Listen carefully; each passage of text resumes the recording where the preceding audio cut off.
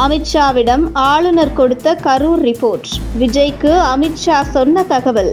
திமுக 25 தொகுதிக்கு மேல் வெற்றி பெறாது. கரூர் சம்பவத்திற்கு பின்பு திமுக கூட்டணியில் இருக்கும் காங்கிரஸ் கட்சியை தவிர மற்ற அனைத்து திமுக கூட்டணி கட்சிகளும் விஜய்க்கு எதிராக மிக கடுமையாக பேசி வருவதின் பின்னணியில் திமுக நேரடியாக விஜயை தாக்காமல் கூட்டணி கட்சியை தூண்டி விடுவதுதான் பின்னணி காரணம் என கூறப்படுகிறது. அதாவது திமுக இந்த விவகாரத்தில் அரசியல் செய்யக்கூடாது என்று வெளியில் பேசிக்கொண்டாலும் மறைமுகமாக கூட்டணி கட்சிகளை தூண்டிவிட்டு கரூர் சம்பவத்தில் விஜய்தான் முதல் குற்றவாளி என்பது போன்று ஒரு தோற்றத்தை மக்கள் மத்தியில் உருவாக்க முயற்சித்து வருவதாக விமர்சனம் எழுந்துள்ளது. இந்த நிலையில் திமுகவின் இந்த செயல் விஜய்க்கு மக்கள் மத்தியில் அனுதாபத்தை தான் ஏற்படுத்தி கொடுத்து இருப்பதை பார்க்க முடிகிறது. இந்த நிலையில் விஜய்க்கு எதிராக திமுக கூட்டணி கட்சிகளின் விமர்சனம் விஜயை அதிமுக பாஜக கூட்டணிக்கு தள்ளும் சூழலை ஏற்படுத்தி இருக்கிறது.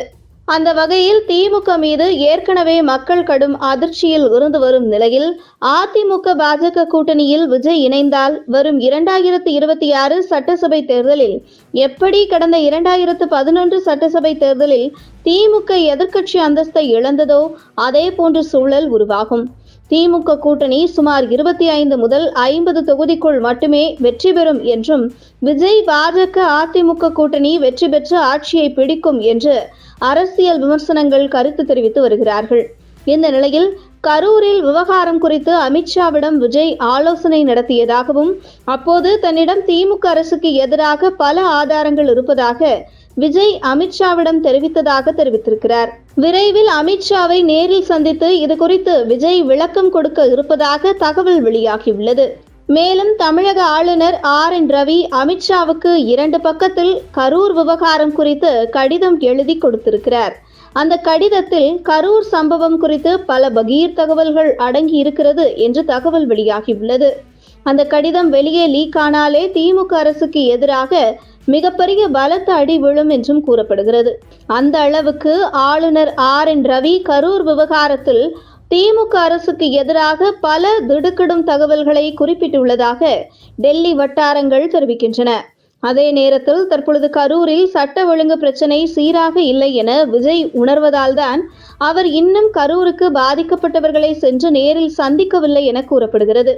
இந்த நிலையில் விஜய் கரூர் சம்பவத்துடன் முடங்கி போக மாட்டார் என்றும் ஆனால் அவருடைய பிரச்சார யுக்தியை மாற்ற இருப்பதாக தகவல் வெளியாகியுள்ளது. இனி ஒரே இடத்தில் இருந்து பிரச்சாரம் செய்யாமல் தமிழகம் முழுவதும் யாத்திரை போன்று தொடர் பயணத்தை விஜய் மேற்கொண்டு மக்களை சந்திக்க இருப்பதாக தகவல் வெளியாகிறது. இந்த பிரச்சார யுக்தி கூட அமித்ஷாவிடம் பேசிய பின்பு அமித்ஷா விஜய்க்கு கொடுத்த சில டிப்ஸ் காரணமாக எடுத்த முடிவு என கூறப்படுகிறது. இந்த நிலையில் தற்போது 2026 தேர்தலில் துணை முதல்வரை நோக்கி நகரும் விஜய் 2031 தான் தனித்து போட்டியிட்டு முதல்வராகலாம் என்ற திட்டத்தில் இருப்பதால் விரைவில் பாஜக அதிமுக கூட்டணியில் விஜய் இணைவது குறித்த அதிகாரப்பூர்வமான அறிவிப்பு வெளியாகும் என்று கூறப்படுகிறது.